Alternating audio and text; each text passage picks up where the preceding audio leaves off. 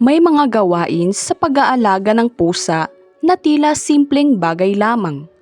Ngunit ayon sa ilang paniniwala at karanasan ng mga nag-aalaga, maaari itong magdulot ng kakaibang epekto. Hindi lang sa ugali ng pusa, kundi pati sa daloy ng swerte sa loob ng tahanan. Ang ilan sa mga ito ay mahirap paniwalaan, ngunit patuloy na naipapasa sa iba't ibang henerasyon dahil sa mga obserbasyon na tila hindi maipaliwanag. Magandang araw sa ating lahat at welcome po muli sa ating YouTube channel. Narito ang ilang kakaiba at hindi pangkaraniwang bagay na dapat iwasang gawin sa alagang pusa kung nais mong mapanatili ang maayos na enerhiya at swerte sa bahay. Una, pagputol ng bigote ng pusa. Pinaniniwalaan na ang bigote ng pusa ay parang antena nito sa mundo. Hindi lamang para sa galaw, kundi para sa pakiramdam ng kapaligiran. Kapag ito ay pinutol, tila nawawala ang balanse ng pusa, kaya nagiging hindi ito mapakali. Parang may hinahanap na hindi maunawaan. May mga nagsasabi na kapag ginawa ito, nagiging malas ang bahay dahil ang pusa'y hindi na nakakaramdam ng mga bagay na dapat sana nitong iniiwasan. Parang napuputol ang koneksyon nito sa mga bagay na hindi nakikita. Kaya nagiging mas bukas ang tahanan sa mga hindi kanais-nais na pangyayari.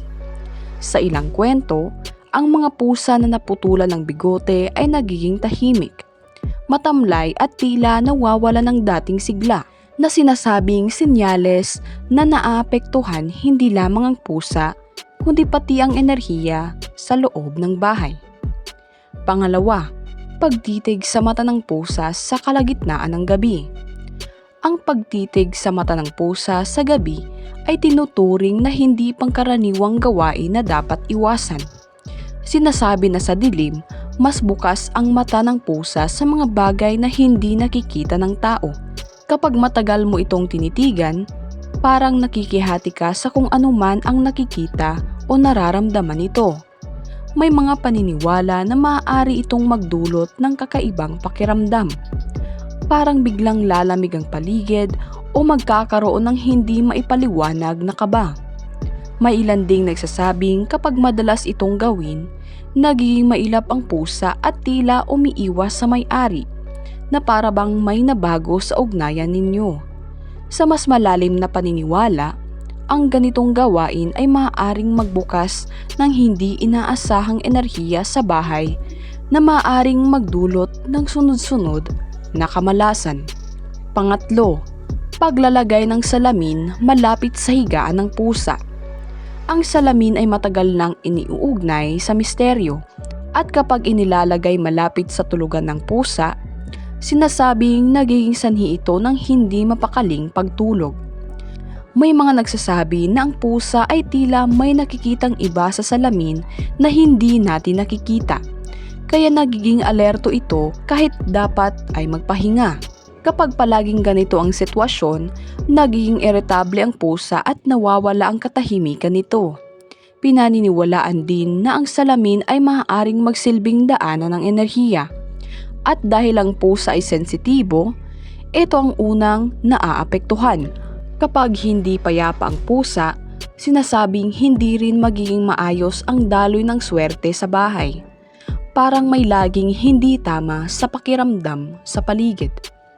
Pang-apat, madalas na pagpapalit ng pangalan ng pusa. Ang pangalan ng pusa ay hindi lamang simpleng tawag. Ito raw ay bahagi ng pagkakakilanlan nito.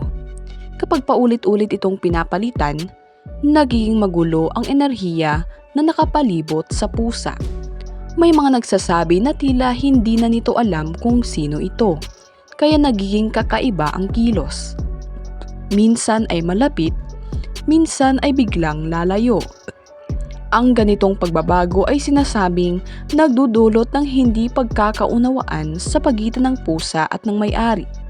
Sa paniniwala ng iba, ang pangalan ay may dalang swerte at kapag ito ay pabago-bago, nagiging pabago-bago rin ang daloy ng biyaya sa bahay. May mga kwento pa nga na kapag hindi na tinatawag sa iisang pangalan ang pusa, tila mas naging madalas ang malas o aberya sa pang-araw-araw na buhay. Panglima, pagpapahinga sa pusa sa mga gamit na galing sa labas. Kapag hinahayaan ng pusa na matulog sa mga gamit o damit na galing sa labas, sinasabing nasasalo nito ang iba't ibang uri ng enerhiya. Dahil ang pusa ay likas na sensitibo, parang inaabsorb nito ang anumang dala ng mga bagay na iyon, mabuti man o hindi. Sa paglipas ng panahon, maaaring mapansin na nagiging kakaiba ang kilos ng pusa. Minsan ay biglang nagiging iritable o kaya ay sobrang tahimik. May paniniwala na ang ganitong gawain ay maaaring magdala ng hindi magandang impluwensya sa loob ng bahay. Dahil ang pusa na sanay tagapagdala ng swerte ay nagiging tagapagsalo ng negatibong enerhiya. Kapag ito ay nagpatuloy, sinasabing maaaring maramdaman ang bigat o kakaibang tensyon sa loob ng tahanan. Pang-anim, pagpapagising sa pusa habang malalim ang tulog. Ang paggising sa pusa habang ito ay mahimbing na natutulog ay tinuturing na isang bagay na dapat mong iwasan. May mga paniniwala na sa mga sandaling iyon, ang pusa ay tila nasa ibang antas ng pahinga. Parang nagre-recharge o may sariling mundo na ginagalawan. Kapag ito ay biglang ginising, nagiging irritable ito at parang hindi agad bumabalik sa normal na pakiramdam. May mga nagsasabi na kapag madalas itong gawin, nagiging mas mailap ang pusa at tila umiiwas sa tao. Sa mas kakaibang paniniwala, ang pagputol sa ganitong estado ng pahinga ay maaaring magdulot ng imbalance sa enerhiya ng pusa, na kalaunan ay makakaapekto sa katahimikan at swerte ng buong bahay. Pampito, paglalagay ng matapang na pabango sa pusa. Ang paglalagay ng pabango sa pusa ay tila simpleng paraan upang mapabango ito. Ngunit ayon sa paniniwala, maaari itong magdulot ng hindi magandang epekto. Sinasabi na ang natural na amoy ng pusa ay bahagi ng pagkakakilanlan at proteksyon nito. Kapag ito ay natabunan ng matapang na amoy, parang nawawala ang likas nitong kakayahan na makaramdam at umiwas sa hindi magandang enerhiya. May mga nagkukwento na ang mga pusang laging pinapabanguhan ay nagiging balisa, hindi mapakali at tila laging may iniiwasan. Sa ilang paniniwala, ang ganitong gawain ay maaaring magpahina sa kakayahan ng pusa na magdala ng swerte. Kaya imbis na positibong enerhiya ang dumaloy, nagiging kabaligtaran ang epekto nito sa tahanan. Pangwalo, pagputol ng kuko ng pusa sa gabi. May paniniwala na ang pagputol ng kuko ng pusa sa gabi ay nagdadala ng hindi magandang epekto sa bahay. Sinasabi na sa ganitong oras, mas tahimik at mas aktibo ang enerhiya sa paligid. Kaya anumang pagbabago sa katawan ng pusa ay maaaring makaistorbo sa natural nitong balanse. Kapag pinutulan ng kuko sa gabi, may mga nagsasabi na nagiging balisa ang pusa at tila hindi mapakali kahit wala namang malinaw na dahilan. Sa mas malalim na paniniwala, ang kuko ng pusa ay simbolo ng proteksyon nito. At ang pagputol nito sa maling oras ay parang pagpapahina sa kakayahan nitong magbantay laban sa negatibong enerhiya. May mga kwento pa nga na pagkatapos gawin ito, tila nagiging sunod-sunod ang maliliit na aberya sa bahay. Parang may nabagong daloy na hindi ka nais-nais. Pangsyam, pagdaan ng pusa sa ibabaw ng hapagkainan habang may pagkain. Ang pagdaan ng pusa sa pagkainan, lalo na kung may pagkain, ay tinuturing na hindi magandang senyales sa ilang paniniwala.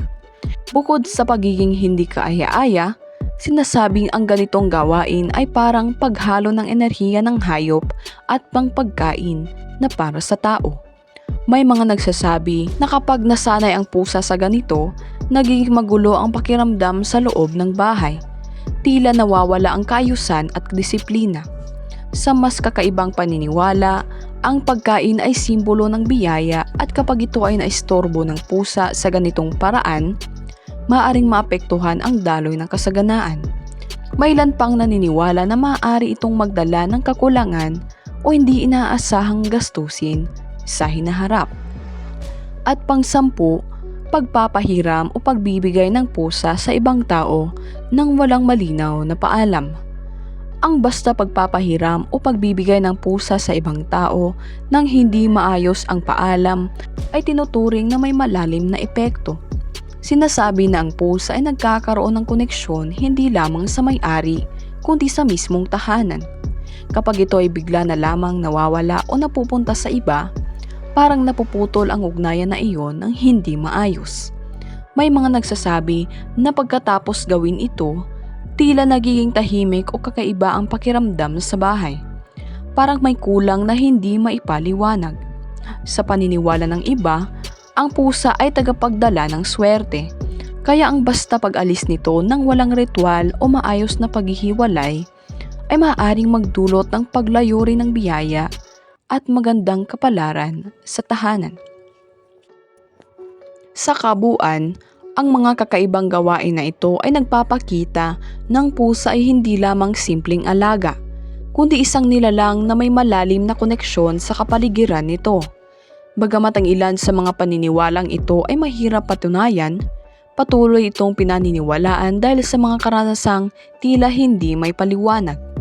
Sa pag-iwas sa mga ganitong gawain, hindi lamang natin napapanatili ang katahimikan at kasiyahan ng ating pusa, kundi pati na rin ang maayos at positibong daloy ng swerte sa ating tahanan. Maraming salamat po sa inyong panonood at sana po ay mayroon tayong natutunan sa video ito. Good luck and God bless po sa ating lahat.